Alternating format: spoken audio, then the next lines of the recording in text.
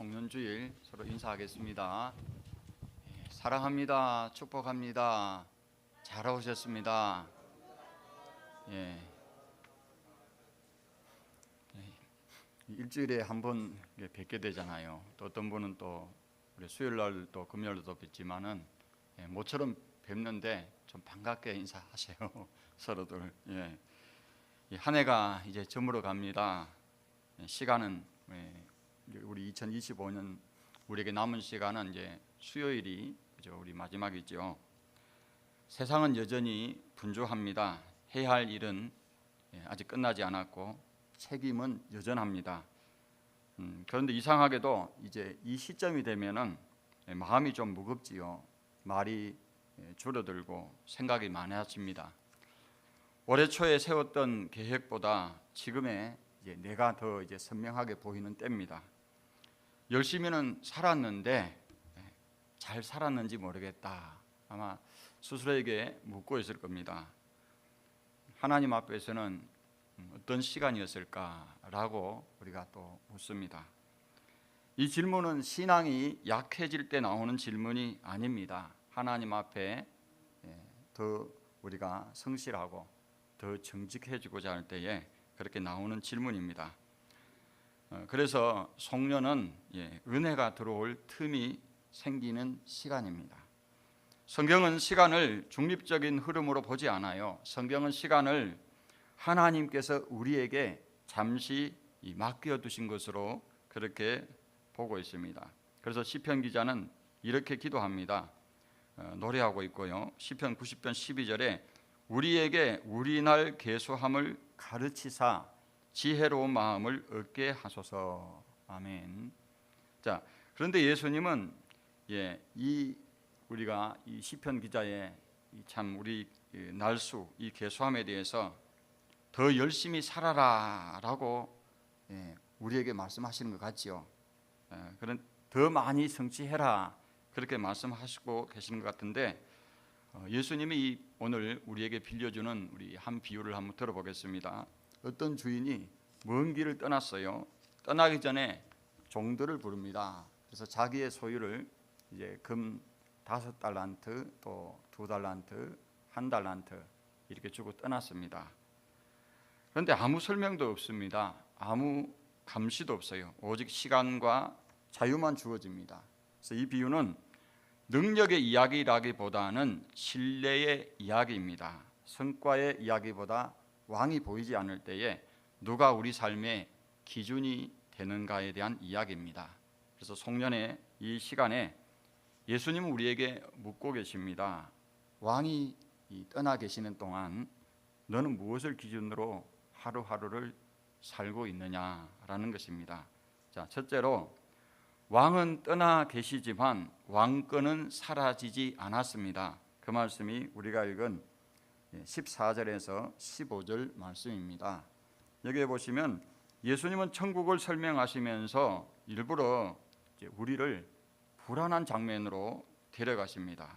그래서 주인은 떠나고 종들은 남습니다.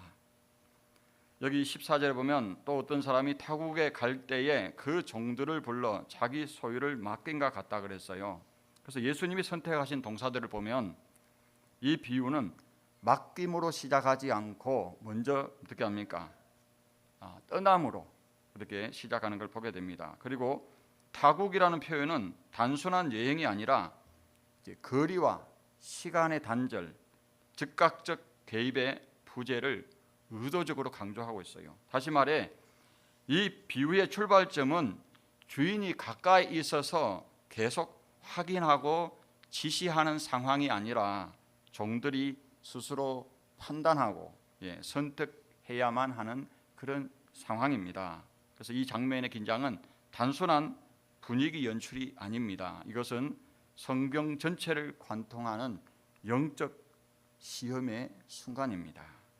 하나님이 보이지 않을 때에 인간은 무엇을 왕으로 삼는가라는 것입니다. 이스라엘의 역사에서 이 질문은 사실은 반복된 실패의 그런 기록이었습니다. 모세가 우리가 출애굽기 32장에 보면은 시내산에 올라가서 내려오지 않잖아요. 그럴 때 백성들이 어떻게 합니까? 불안해 가지고 이 모세 곧 우리를 애굽 땅에서 인도하여 낸 사람은 어떻게 되었는지 알지 못하노라 그렇게 말합니다. 자, 여기서 중요한 것은요, 그들이 하나님을 부인하지 않았다는 사실이에요. 그들은 여호와는 거짓이다라고 말하지 않았어요. 그들이 느낀 문제는 단 하나였습니다. 보이지 않는다. 모세의 말씀이 들리지 않고 지도자는 없다는 거예요. 지금 지도자는 내려오지 않고, 그래서 하나님의 임재가 체감되지 않는 그 시간에 그 공백 앞에서 백성들은 기다리지 못하고 보이는 통치를 만들어냅니다. 그래서 뭘 만들었어요? 금송아지 숭배 사건이 여기서 나오잖아요. 그래서 금송아지 사건은 새로운 신을 만들어낸 것이 아니라 보이지 않는 하나님의 통치를 보이는 대상으로 대체한 사건입니다. 예수님의 비유 속 종들도 바로 이 지점에 서 있습니다. 주인은 떠났습니다. 이제 확인해 주는 눈은 없어요. 감시자가 사라진 거예요. 즉각적인 피드백도 없어요. 그러나 예수님은 본문에서 분명히 선을 긋습니다. 주인은 떠났지만 아무것도 해소하지 않았어요. 자기 소유를 맡긴 것 같으니 집도 그대로이고 재산도 그대로이며 책임도 그대로입니다. 자, 이것은 이제 마음대로 해도 된다는 자유선언이 아니에요.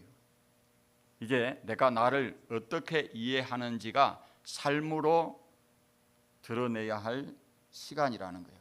그래서 이 시간은 어떤 시간입니까? 신뢰의 시간입니다. 그렇다면 이 떠남은 정말 통치의 공백인가? 예수님은 이 비유의 의미를 이제 우리가 누가복음 19장에 보면, 그렇죠? 삭개오의 이제 말씀이 나오잖아요. 삭개오야, 오늘 내 집에 오늘 내 유해하겠다. 그래서 구원이 이 집에 이르렀다고 말씀해요. 그런데 사람들은 그래서 하나님 나라가 당장 나타날 것이라고 그렇게 생각했을 때에 그때 주신 비유니까 바로 열무나 비유죠.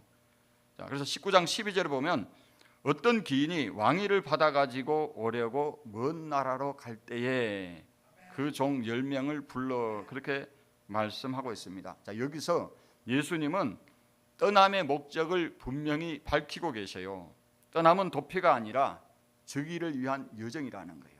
당시 이 로마의 지배를 받고 있는 이 팔레스타인, 특별히 이스라엘 백성들이 어떻게 했습니까? 그들은 그렇죠. 거기에 임금이 이제 유대 임금이 있으면 그 로마 황제의 승인을 받아야 되잖아요. 그렇죠. 바로 그런 배경 하에서 이해를 하게 될 수가 있습니다. 그래서 그것은 즉위를 위한 여정이고 부제는 통치의 중단이 아니라 통치가 공식적으로 확정되는 그런 과정입니다. 그러므로 마태복음 25장의 떠남은 누가복음 19장에서 그렇게 해석을 하고 있는 거예요. 왕은 떠나 있지만 왕권은 오히려 더 확정되고 있다는 거예요. 그래서 여러분 이 사실을 신약은 이렇게 정리를 하고 있습니다. 에베소서 1장 22절에 보면 또 만물을 그의 발 아래에 복종하게 하시고 그를 만물 위에 교회의 머리로 삼으셨다 그랬어요. 자, 문제는 뭐냐면 여러분, 자, 왕이 지금 다스리고 계시느냐가 아니에요. 문제는 그 왕권이 내 삶의 실제 결정 기준으로 작동하고 있느냐 그 말입니다. 그래서 오늘 우리가 송년회 시간을 보내고 있는데 이 송년회 시간이 이제 우리가 이제 거의 끝났으니까, 이 한 해가 끝났으니까 충분히 애썼으니까 새해에 이제 다시 하면 되지. 그렇죠. 그렇게 우리가 생각하고 있습니다. 그렇죠. 그러나 예수님은 오늘 우리에게 아주 구체적으로 묻는 거예요. 왕이 보이지 않는 지금, 왕이 부재하는 동안에 너는 누구 앞에서 하루를 그렇게 살아가고 있느냐 그 말입니다. 사람 앞이냐 아니면 네가 겪고 있는 상황이냐 아니면 정말 왕 앞이냐 주님 앞이냐 그 말이죠. 그래서 오늘의 선택 하나, 사람이 보지 않는 그런 결정 하나가 우리 여전히 왕 앞에 있음을 기억하고 살아야 한다는 거예요. 그래서 보이지 않아도 다스리시는 왕을 내가 정말 신뢰하고, 그래서 그 왕이 가르쳐 주신 그 왕의 통치를 받는 그 기준을 우리가 가지고 살아가야 할 줄로 믿습니다. 자, 둘째로 달란트는 우리가 하나님을 어떻게 믿는지를 드러낸다는 거예요. 25장 18절에서 27절 말씀입니다. 자, 한 달란트 받은 종은 그 행동은 도덕적으로 어떻게 보면 흠잡기가 어려워요. 한번 보세요. 땅을 파고 그 주인의 돈을 감추어 두었다고 했어요. 돈이 사라진 게 아니잖아요. 그렇죠? 그는 도망치지도 않고 낭비하지도 않았고 위험을 철저히 관리했습니다. 그러나 예수님은 이 종을 향해서 가장 무거운 평가를 내리십니다. 왜입니까? 그의 문제는 행동이 아니라 하나님을 이해하는 방식이었기 때문입니다. 자, 우리가 25장 24절에 보시게 되면 여기 나와 있잖아요. 당신은 굳은 사람이라 심지 않은 데서 거두고 해치지 않은 데서 모으는 줄을 내가 알았다. 그렇게 말합니다. 자, 이 말은 변명이 아닙니다. 그가 지금 말하고 있는 거예요. 하지만 이것은 주인에 대한 신앙 고백입니다. 그는 하나님을 이렇게 믿었죠.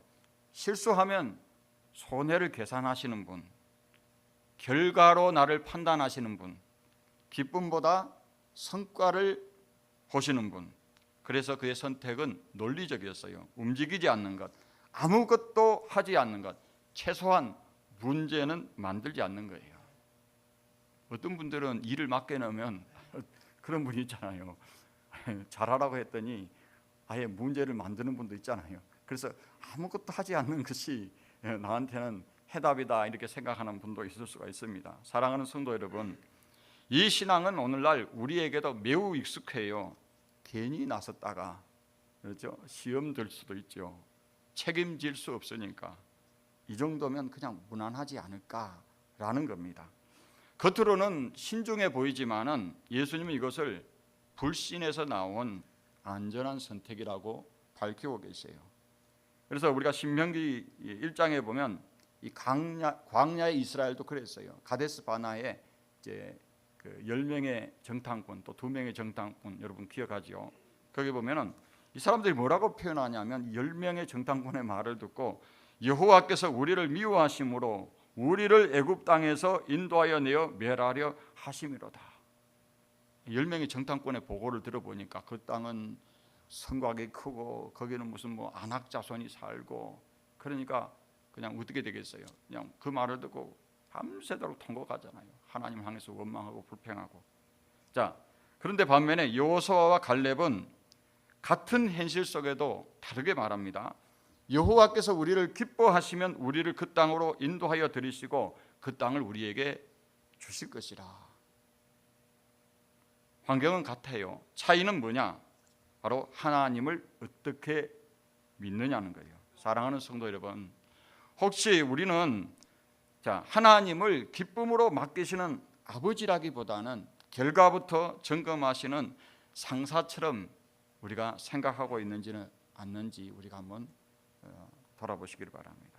그래서 실패하지 않기 위해서 아무것도 시도하지 않는 신앙, 움직이지 않으면서도 스스로를 지혜롭다고 위로하고 있지는 않는지 우리 자신을 돌아보시길 바랍니다.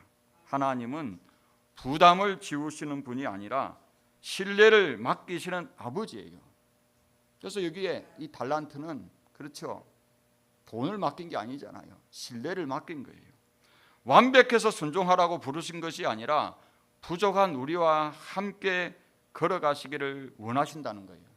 그래서 맡기신 것을 땅에 묻지 말라는 겁니다. 오늘 할 수 있는 작은 순종 하나를 우리가 선택해서 하라는 거예요.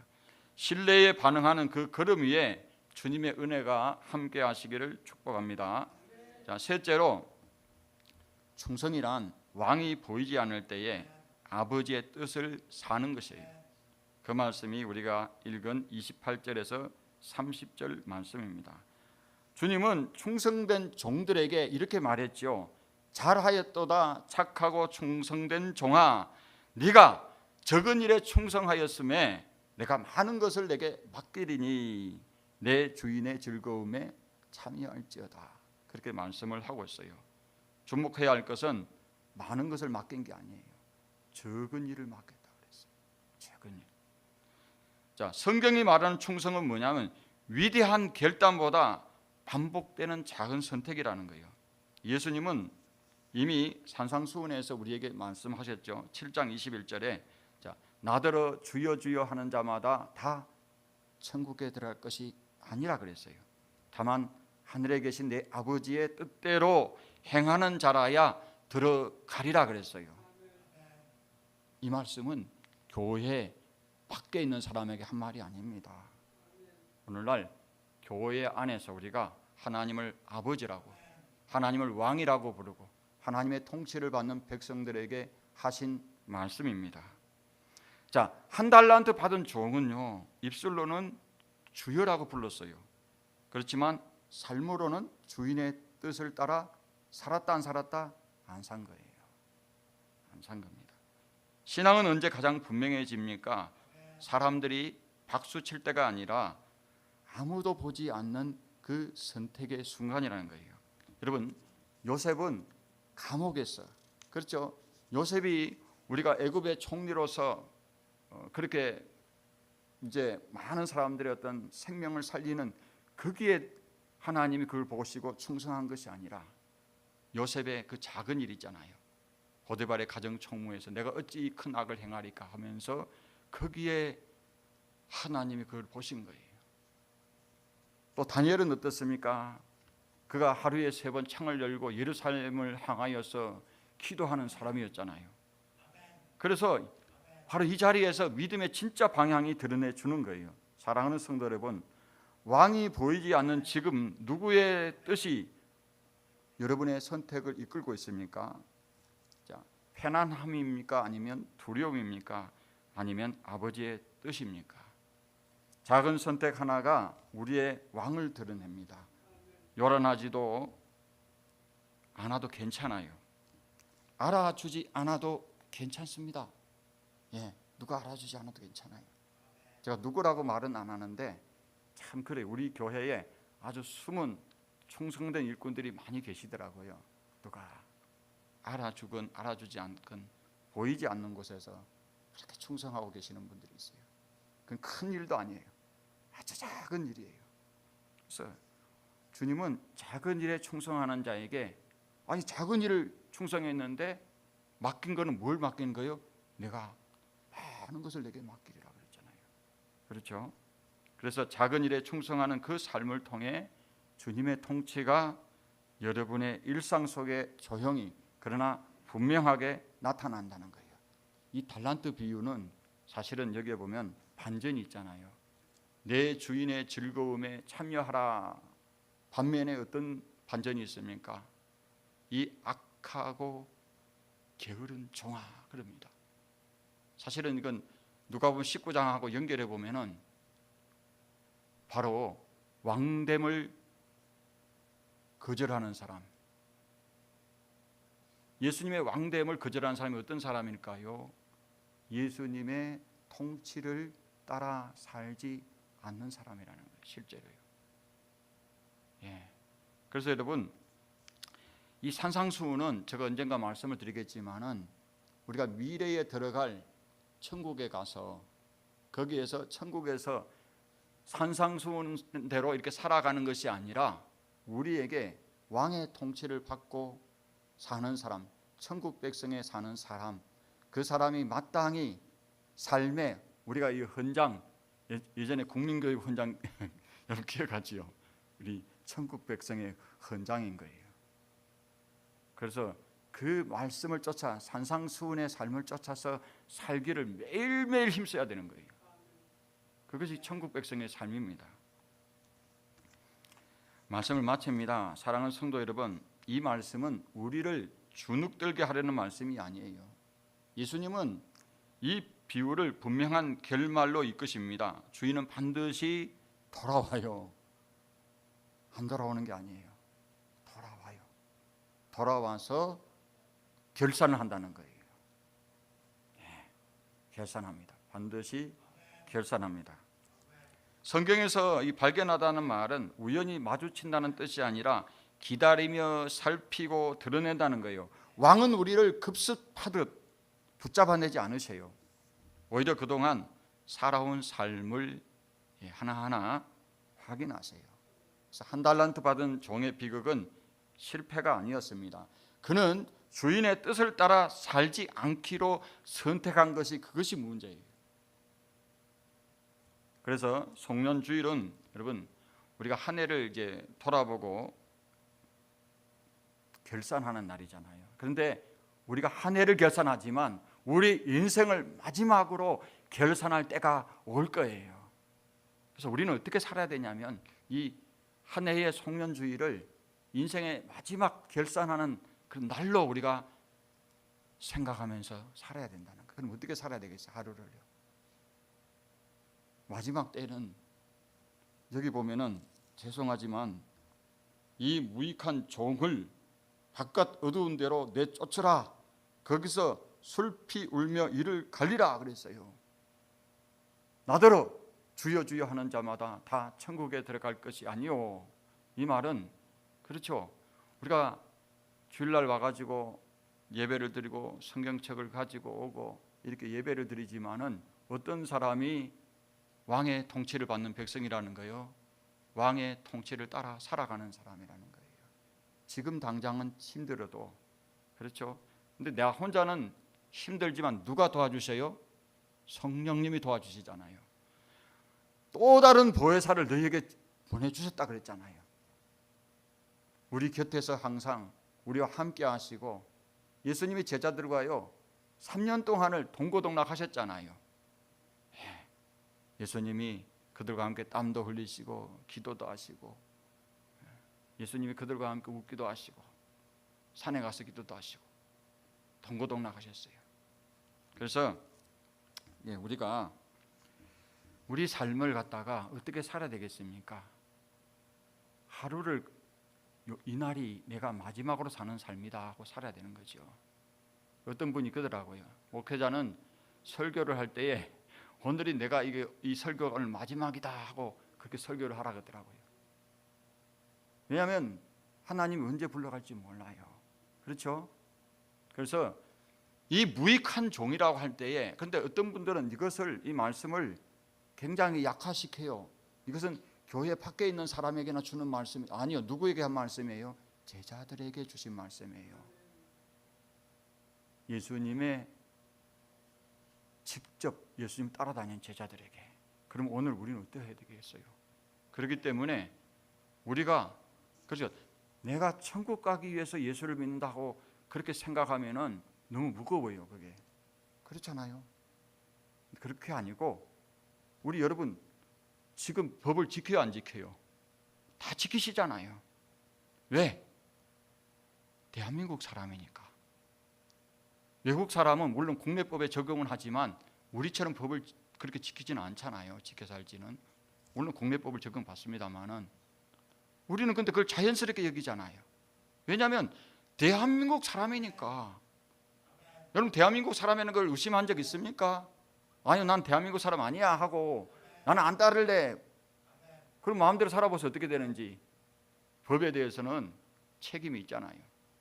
그런데 하물며 만왕의 왕 대신 하나님이 우리에게 이렇게 살라고 주셨는데, 그런데 산상수훈은 평소에 아무도 말하는 사람도 없고 또 산상수훈대로 살려고 애쓰는 사람도 없어요.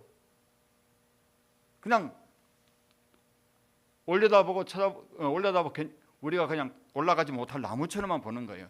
그럼 예수님이 뭐 한다고 산상수훈을 주셨겠어요? 그리고 마태복음 7장 21절을 왜 주셨겠어요? 그렇잖아요. 그래서 반전이 있는 거예요. 그러니까 어떻게 살아야 되겠어요? 천국 가기 위해서 사는 게 아니라 내가 하늘나라의 시민, 하늘나라의 백성이니까 당연히 왕의 통치를 받고 살아가는 거잖아요. 그래서 산상수훈의 삶을 살아가는 거예요. 내 힘으로 못 산다 했죠? 성령이 내 안에 계시잖아요. 지금도 만약에 이 말씀을 듣는데 여러분에게 계속 하잖아요. 그럼 여러분이 그 말씀 속에서 찔리잖아요. 그럼 뭐냐? 성령이 계시다는 거예요. 성령이 안 계시는 분은 죄송하지만 안 찔려요. 그런데 이 말씀을 듣고 성령이 계시는 분들은 어떻게 하냐면 찔려요. 그러면 어떻게 해요? 왕의 통치를 받고 살면 되는 거예요. 여러분, 우리 왕은 우리를 시험하기 전에 먼저 우리를 위해 자신의 모든 것을 내어주신 왕이에요. 인자가 온 것은 섬김을 받으려 함이 아니라 섬기려 하고 자기 목숨을 많은 사람의 대속물로 주려 함이라. 자기 아들을 아끼지 아니하고 우리를 위하여 십자가에 못 박혀 죽도록 내어주신 그 하나님이 어찌 우리에게 좋은 것을 선물로 안 주시겠어요? 그렇잖아요. 그래서 이 비유는 우리를 압박하려는 말씀이 아니라 이미 받은 은혜를 어떻게 살아낼 것인가를 묻는 말씀이에요. 하나님이 맡기신 것을 땅에 묻어두지 말라는 거예요. 그리스도께서 피로 사신 여러분 한 사람 한 사람 살아내는 이 시간을 그저 안전하게 보관만 하지 말라는 거예요. 그래서 지금 이 자리에서부터 이 평범한 일상에서부터 왕의 뜻을 대신하여 살아가라는 거예요.